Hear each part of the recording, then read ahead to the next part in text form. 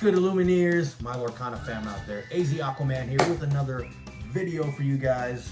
This is a deck profile on the new Blufasa steel deck that I'm running. So I'm going to go over the cards throughout the video and my choices and all that stuff. And also for the few people that commented and messaged me about updates on Amber Ruby Mufasa and the Jafar steel deck for the new sets, or for the cards from the new sets. I will get those out as soon as I can, but I've just been putting some reps in and doing a lot of testing and tweaking around with this Blufasa steel deck. So this is my version of it on how I like to play it. I'm pretty sure some people will question my choices, but some people will agree with it, but that's TCG for you. So here we go into the deck profile. All right, guys. Here is the deck profile for my Blufasa steel. All right, standard 4 popsicles for the draw engine. And also I do utilize the skill to heal out one of your characters. We play 4 Fortisphere.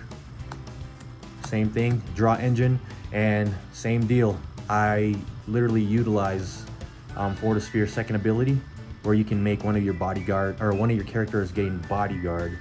I like using this if I want to make sure I want to save a Hiram or a Cogsworth, or even sometimes Tinkerbell, stuff like that. So I do utilize these items so they don't just stick around on board and do nothing.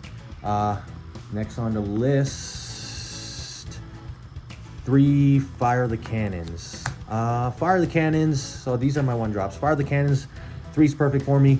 There's a bunch of aggros running around. I don't even mind getting Fire the Cannons onto play or the draw. I think they're both awesome 1-drops. And just the 2 damage make a difference, especially with Grab Your Swords and Tinkerbell being around. So that helps big time. One of the MVPs here, we run 4 Little Tipo here. Awesome turn 2 ramp card, and it gives you a body on board to quest or maybe poke something for a 1 strength there. You can poke some merfolks and not die. Anyway, so he's awesome because he's a turn 2 ramp, and we are playing high uninkables, so it's nice to drop him and then just ink whatever uninkable cards you don't really need for that turn.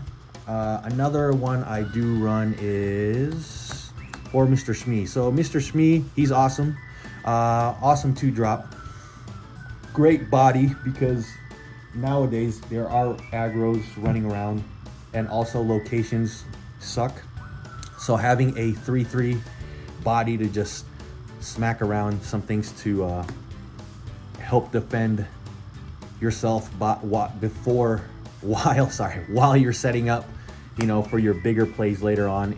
He does help early on, and then if not, you can just quest with him. And he's also great with Cogsworth because he doesn't get the damage when he's exerted. Next on the list, pretty standard, we got 4 Fishbone Quill, because it's hands down the best card or item card to ramp up, period. Great Stone Dragon is all right, but you know, you gotta have the Fishbone's just way better in my opinion. These guys right here, one of my MVPs, man. I think Pete's pretty busted in my opinion. Like, Pete's won me multiple games, and him being a 3-drop is basically nothing when you're playing a ramp deck like Sapphire Steel, because you have so much ink. Like, 3 drops nothing, and for you to just stop and halt your opponent's actions for their next turn literally wins you games. And I'll talk about like little stuff in combos, what I would play out with Pete and all that stuff later on. And then standard Hirams. This guy's not going away. I did get scared about the draw 1 bullcrap thing that was getting posted online, but thank God it was just a mistake. But yeah, 4 Hirams, because he's literally our main draw engine, period. I run 2 bells because bells will win you the game. Sometimes you want to just play her, I guess, if you want, but I don't really play her until it's end game or late game. Other than that, she's probably just getting inked. She's just a late game good finisher. Another one here.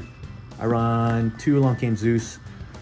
I ran 3 before, but it felt like it got too cloggy to me. But right now, 2 is perfect. It's a nice action to hit locations because locations suck. And also 5 damage to characters, which is awesome. Yeah, very helpful. Another 2 of here. I run 2 Let It Go because we do need answers to big characters like Cinderella, Big Cinderella, or Tamatoa, or just any big characters that are a pain to deal with.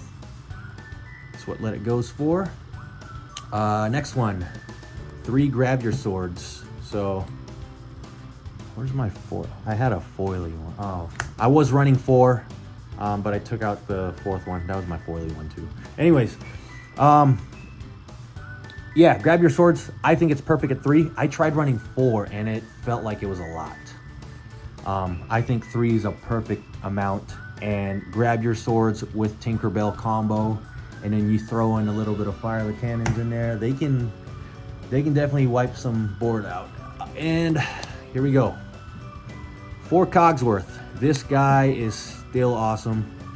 Very helpful in times of, you know, giving your character resist +1 and possibly +2 if you have 2 of these on board. But just a +1 makes a huge difference in my opinion. And him being ward, he's just nasty. Except for when Sisu, you know, hits the board and then he just gets wiped. Big Sisu. Yeah, he's an awesome ward that gives our guys resist, lets our Tinkerbell live longer. And then speaking of the Cogsworth, now we're gonna be playing and talking about Whole New World. It's another source of our draw engine here, and pairs very well with Cogsworth because, you know, your last ditch effort, if your opponent's just drawing so much cards, or you need to bail out and grab a new set of cards, like dropping Cogsworth down, more than likely you'll probably be good to go to sing Wheel with Cogsworth, which is pretty nice. But yeah, Wheel's just a nice reset. Against aggro matchups, I think I've only used Wheel maybe a couple times. But I don't use Wheel a lot on aggro matchups because you do not want to be replenishing your opponent's hand. And it's just like, I think you have to assess the situation and the circumstance of what's happening on play and how the game's going, because you can't just randomly just blast out, you know, Whole New World. I think you need to time Whole New World properly, or it could cost you the game. But it is another source of draw and reset for drawing, which is awesome, especially for ramping anyways between Tipo and Fishbone Quill. We're using up our hand, and then replenishing it with Whole New World is very nice. Another 2 of here. Cusco, because we hate locations. We just hate locations. I keep talking about locations, but yeah, he can banish items also. So Cusco can, well, not banish technically, just remove items and locations and put it in your opponent's Inkwell Exerted. So I've been asked this before, why I play Cusco instead of the Simba. Well, one, I've got 2 foily Cusco. I don't have any foily Simbas. But with that, I do like the extra skill of paying 4 to give your other characters resist +1, because that resist +1 does matter. Also, I like him because he does have the 2 lure instead of the 1. Sapphire Steel is definitely on the slower end, so the more characters we have that could quest for more, or a good target for Lucky Dime is always a good thing. And by the time, you know, you're giving your opponent 1 1 extra ink, but those location cards against, you know, our deck right here, it gets pretty brutal, so we do need to get rid of the locations, and it's definitely worth the 1 ink they're getting. Another 4 over here. Of course, one of the MVPs here. So Tinkerbell. So Tinkerbell, I run at 4. We got to max out on Tinkerbell, especially with aggros running around right now. You can basically drop Tinkerbell on turn 4 if you're ramping properly. And Tinkerbell just, you flop Tinkerbell down and then people hesitate to exert anything, which is awesome. It buys you more time. And if they do exert, then you can punish them for it. She's also a 6, so that means she's a good target to sing wheel if needed. But majority of the time, Tinkerbell, the swords and the fire the cannons are our main lines of defense. And like I said before, with Popsicle, I would utilize a lot of my items to heal him out, because Tinkerbell is one of our best defenses. So when I do damage someone from challenging them, it depends on the situation, but I will heal her out for a Popsicle, because we have other sources of draw. So even if you don't have, you know, whatever, any items for Hiram to draw cards, we still have wheel. We could still play, you know, individual Popsicles and stuff. So we're all good. So Tinkerbell, I think, is a 4 right now, and I'm liking it. Next one, 2 Lucky Dime. It's one of our win condition, not the only win condition.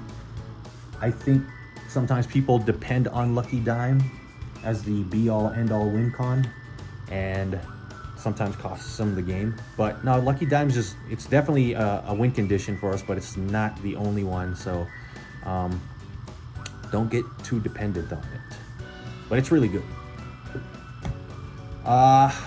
One card I tech in. I played around with this, and I played around with another card, and so far I'm liking this. Ooh, so we're teching in 1 Arthur, and the other card I was messing around with was Hades. So I played with Hades first, and he was doing good.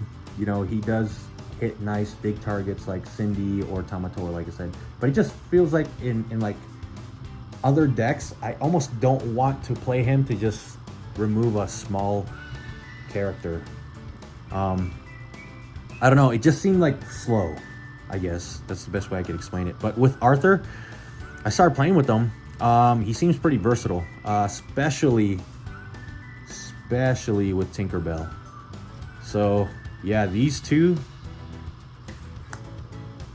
Tinkerbell becomes a monster that can a 4 strength Tinkerbell that can swing for 2 challenge, or a Tinkerbell that can swing +2 challenge and resist, and can challenge a ready character is pretty nasty. And it's not just Tinkerbell, like he beefs up basically all your guys. So so far I do like the 1 tech of Arthur. Like I said, I played a handful of games with Hades.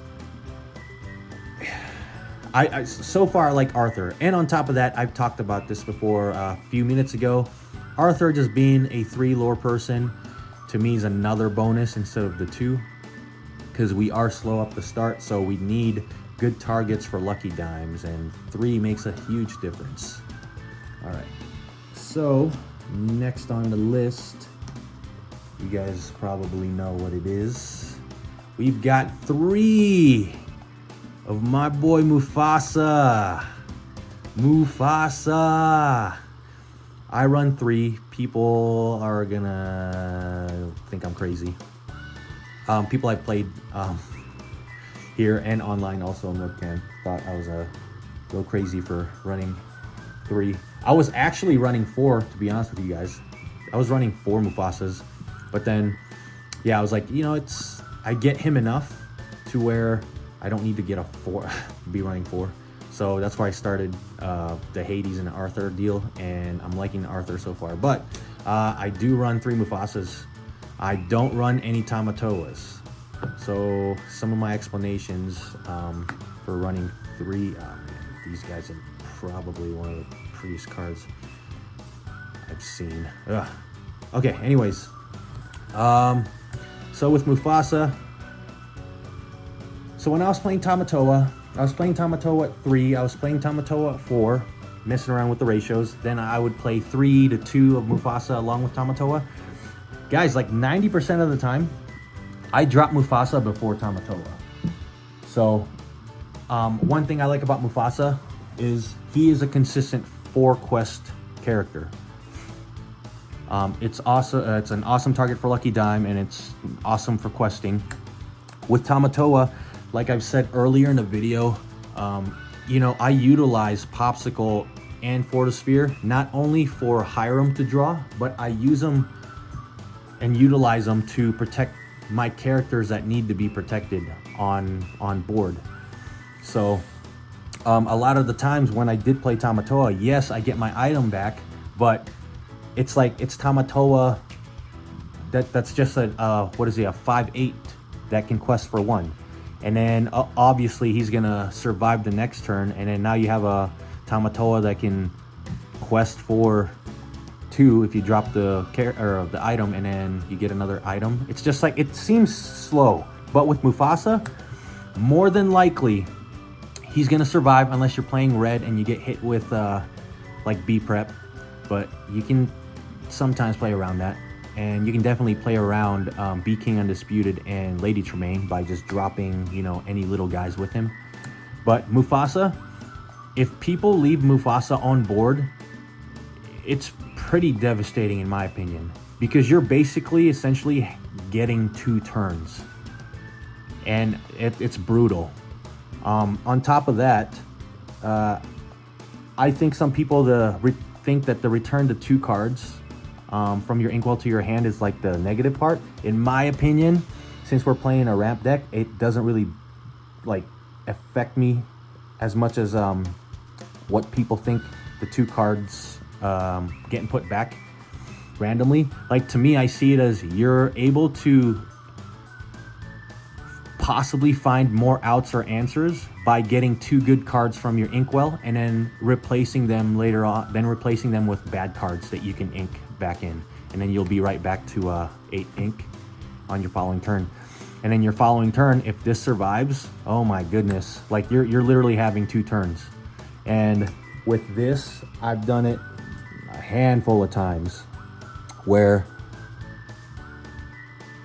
you know, you would combo. Oh, here's a perfect one right here. So with that much ink, like, you could literally just swing with Mufasa and then play these 2. Especially, well, this is like later on in the game, but if you have Lucky Dime on play, you don't even have to have Mufasa. You can just play Lucky Dime and then throw these 2 in, and then now I'm just going to random combo tangents. But anyways, yeah, so before we continue on with this, we'll continue on with the Mufasa. Sorry, I got sidetracked. All right, but anyways, that's why I do like Mufasa. And I like the consistency of having the lore compared to Tamatoa. Because like I said, the way I utilize items, on the average, I have 1 to 3 on the average. Sometimes I have none, sometimes I'm running with 1. And then also with a handful of like item killers nowadays that's being put out, that's another way that your items can get sniped out. So just dropping a top, like, to me, the way I see it and the way I've been playing it, and it's been played out, like when I drop Tamatoa, it just seems like, okay, it's a 5/8 that could quest for 1 or 2, and then I get an item and then I pass.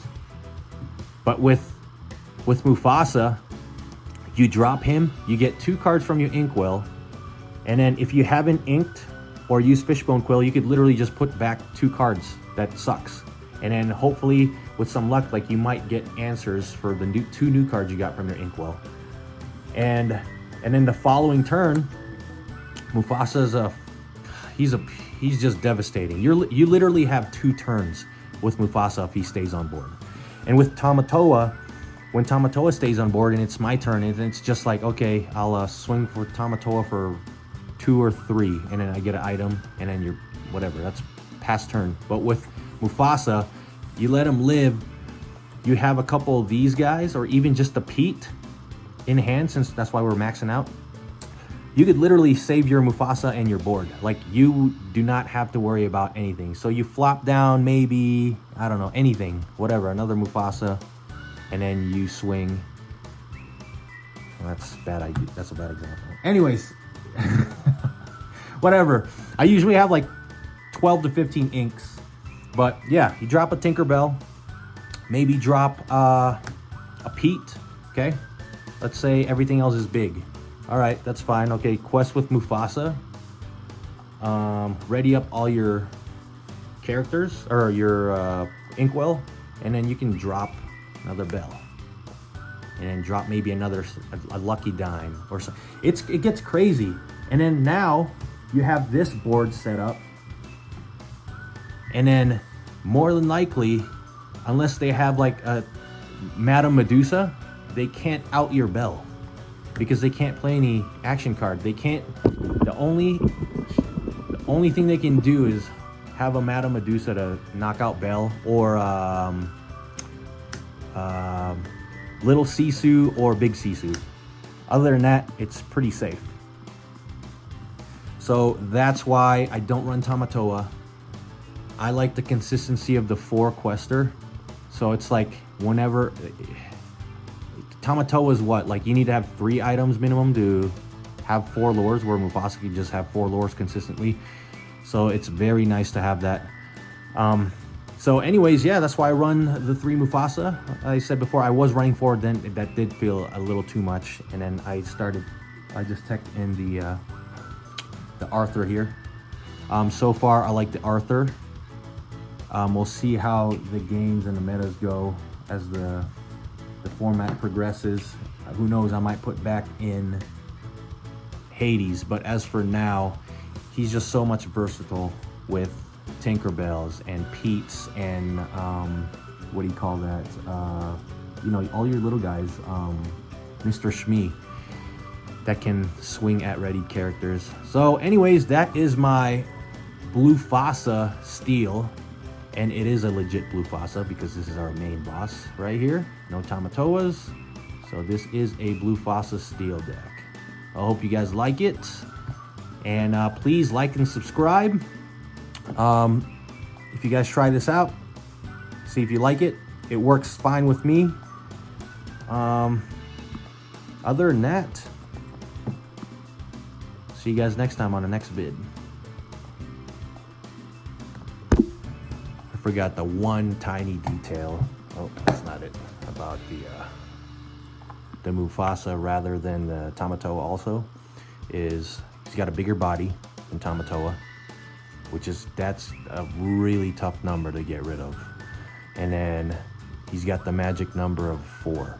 So he can't get sniped out by Madame Medusas, and he can't get sniped out by World's Greatest Criminal Mind, where Tamatoa is susceptible to World's Greatest Criminal Mind.